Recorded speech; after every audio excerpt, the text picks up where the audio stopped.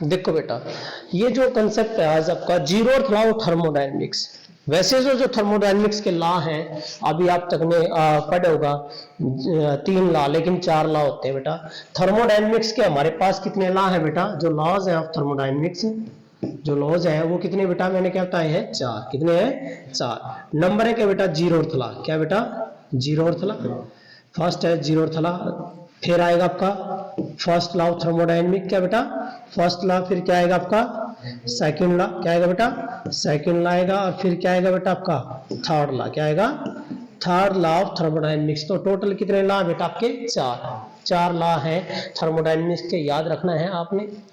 तो यहाँ पर ये जो हमारा टॉपिक है जीरोथ लॉ ऑफ थर्मोडायनेमिक्स, का नाम जीरो क्यों पड़ा, इसकी भी हिस्ट्री बताएंगे आपको क्यों पड़ा बेटा जीरो। तो ये जो क्या बताता है, ये जो जीरोथ लॉ थर्मोडायनेमिक्स है किसका कंसेप्ट बताता है बेटा? टेम्परेचर का कंसेप्ट बताता है। वो कैसे? ये देखिए हमने क्या लिया है, 2 सिस्टम लिए हैं बी और सी। ये 2 सिस्टम है बी और सी, इसका टेम्परेचर कुछ ज्यादा है, इसका टेम्परेचर कम है। और एक सिस्टम ले लिया हमने ए। तो ये दोनों सिस्टम एडियाबैटिक वॉल है। एडियाबैटिक वॉल क्या करती है? Do not allow heat, heat allow नहीं करेगी। जब हीट अलो नहीं करेगी तो इसका टेम्परेचर लोकल रहेगा, इसका ज्यादा इसका कम रहेगा। लेकिन क्या हुआ, ये कौन सी वाल है बेटा? डायथर्मिक। डायथर्मिक क्या कर रहा है? ऑल ऑफ हीट, इसका मतलब हायर टू लोअर। तो इसका मतलब क्या होगा बेटा? एक ऐसी कंडीशन आएगी इन तीनों का जो टेम्परेचर है वो क्या हो जाएगा? सेम। क्यों जाएगा बेटा? सेम हो जाएगा। तो इसको हम क्या बोलते हैं? Zeroth law of thermodynamics. ठीक है, तो इक्विलिब्रियम वाली कंडीशन आएगी। तो जीरोथ लॉ ऑफ थर्मोडायनेमिक्स की स्टेटमेंट क्या बेटा? ये कहता है, इसकी स्टेटमेंट लिखेंगे, इट स्टेट दैट। देखिए बेटा, it state that, it state that, इसकी स्टेटमेंट है कि व्हेन थर्मोडायनेमिकल सिस्टम, व्हेन क्या बेटा? Thermodynamical system, when thermodynamical system, जो थर्मोडायनेमिकल सिस्टम बेटा हमारे पास कौन कौन से? B and C. Thermodynamical system B and C. जब थर्मोडायनेमिकल सिस्टम बी जो है बेटा, या बी सी कह दो या ए कह दो, वो कोई प्रॉब्लम नहीं है बेटा, ये कोई इश्यू नहीं है। वो कहता है ए और बी, वहां क्या ले सकते हो आप? ए यो बी, और यू के ले लोगे? सी ले लोगे। तो ये कहता है state that the thermodynamical system B and C are separated in thermal equilibrium, are separated in किसमें बेटा? थर्मल इक्विलिब्रियम, और सेपरेटेड इन थर्मल इक्विलिब्रियम। और किसके थ्रू कर रखे बेटा आपने? यहां वैसे दिखाई दे रहा है separated in thermal equilibrium with, ठीक है ना, विद इन किसके साथ बेटा? विद इन किसके बाद साथ बेटा? Adiabatic, with in adiabatic wall, with in the adiabatic wall. ठीक है बेटा, with in the adiabatic wall. और ये जो है बेटा कि थर्मोडायनेमिकल सिस्टम बी और C are separated in thermal जो equilibrium with adiabatic wall to another, एक अनदर सिस्टम के साथ। और कौन सा बेटा वो? कौन सा बेटा? To another thermodynamical system, to another thermodynamical, कौन सा बेटा? Thermodynamical system. कौन सा?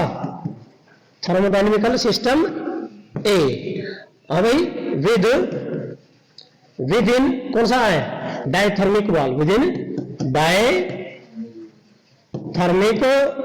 Wall. Then the system A B C are in किसमें हो जाएंगे?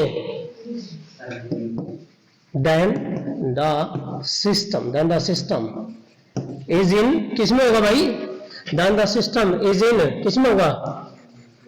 Thermal equilibrium. Then the system is in thermal equilibrium. कि टेम्परेचर तीनों का तो जगह बेटा एक जैसा। इसमें कोई जरूरी नहीं है बेटा, इसमें यह भी कह सकते हो आप कि व्हेनेवर टू सिस्टम, भाई जब 2 सिस्टम ए और बी किसमें आपस में थर्मल इक्विलिब्रियम में, किसके साथ? तीसरे के साथ। ये भी आप लिख सकते हो बेटा, ये कोई जरूर नहीं है। कौन कौन सी सिस्टम? ए एंड बी किसमें है? Are in thermal equilibrium with a system C. तो फिर जो है ए और सी और बी और सी भी किसमें हो जाएंगे? Thermal equilibrium. ये बात करता है, सिंपल सी बात करता है कि whenever two system A and B are in thermal equilibrium are separated with a third system C, ठीक है बेटा, then the system A and C are in equilibrium, B and C are also in equilibrium। ये सारे के सारे किस्म होंगे बेटा इक्विलिब्रियम में जाएंगे।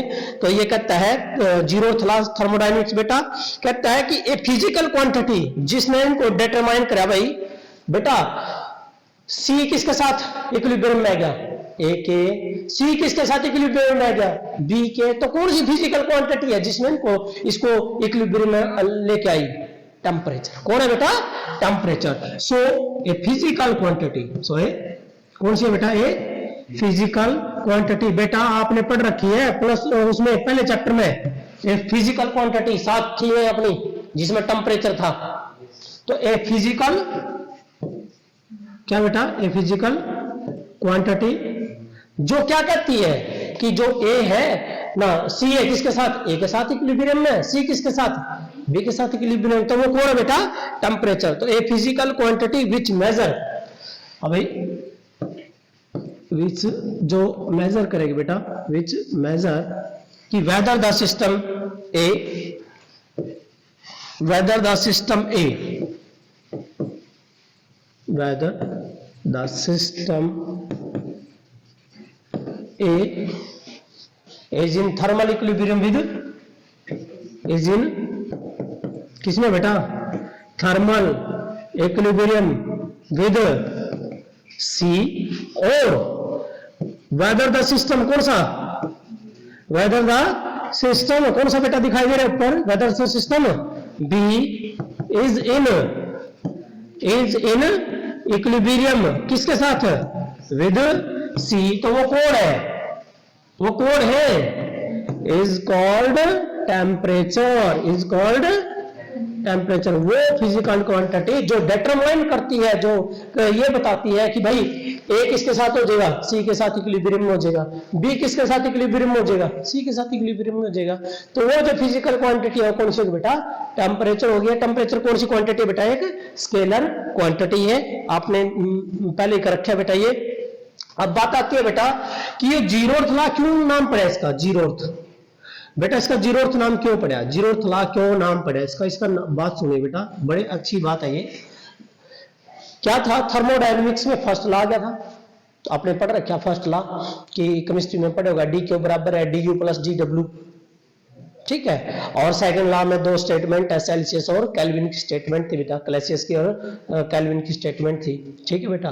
तो ये फर्स्ट लॉ भी आ लिया था, दूसरा भी आ लिया था। क्या हुआ कि भाई ये देखा गया कि भाई ये तो ये क्या है, जनरेशन है किसका, टेम्परेचर, किसका जनरेशन है ये, टेम्परेचर का। तो भाई फर्स्ट नहीं नाम, फर्स्ट आ लिया था, सेकंड आ लिया था, थर्ड तो दे नहीं सकते, क्योंकि बेटा जो चीज शुरू में आई है, जो सबका बेस है, तो उसको क्या नंबर दोगे, शुरू का ही नंबर दोगे। तो फर्स्ट और सेकंड के बाद आया यू, किसके बाद आया यू, फर्स्ट और सेकंड के बाद। कब आया बेटा, 1931 में आया था, आरएच फ्लावर ने जो है, किसने बेटा, आरएच फ्लावर ने दिया था ये बेटा, ये फॉलर ने बेटा, आरएच फॉलर ने दिया था। कब दिया था, 1931 में दिया था। किसके बाद आया था, after first and second law, after first and second law. First और सेकंड के बाद उसका नाम क्या आना था, थर्ड आना था। लेकिन क्या था, ये बेस था किनका, थर्मोडायनेमिक्स का बेस था, ये बैकबोन थी थर्मोडायनेमिक्स की। मतलब टेम्परेचर तो शुरुआत होती है, इसलिए इसका क्या नाम देना पड़ा, साइंटिस्टों ने क्या नाम दिया बेटा, जीरो। क्या नाम दिया, जीरोथ लॉ ऑफ थर्मोडायनेमिक्स दिया, ठीक है बेटा। ये था आपका जीरोथ लॉ ऑफ थर्मोडायनेमिक्स, क्योंकि ये आया किसके बाद है, फर्स्ट लॉ और सेकंड लॉ के बाद आया था, ठीक है बेटा। तो ये था आपका जीरोथ लॉ ऑफ थर्मोडायनेमिक्स। कोई जरूरी नहीं है बेटा, आप ये कह सकते हो दो सिस्टम, एक सी और एक ए, किसमें, थर्मल इक्विलिब्रियम में। किसके साथ सेपरेट कर दम, किसके साथ, बी के साथ कर दो। ए और सी तो इक्विलिब्रियम में पहले ही है, और किसके साथ रख दिया हमने, एक बी के साथ। तो तीनों किसमें हो जाएगा, आपस में इक्विलिब्रियम में होगा। कौन डिटरमाइन करेगा, कौन बताओगा, कौन कैरेक्टराइज करेगा, टेम्परेचर। और that physical quantity which determine whether the system to a given system are in equilibrium, की एक सिस्टम और एक गिवन सिस्टम इक्विलिब्रियम में है या नहीं है, तो वो फिजिकल क्वांटिटी डिटरमाइन करती है, उसका नाम था बेटा टेम्परेचर। ठीक है बेटा।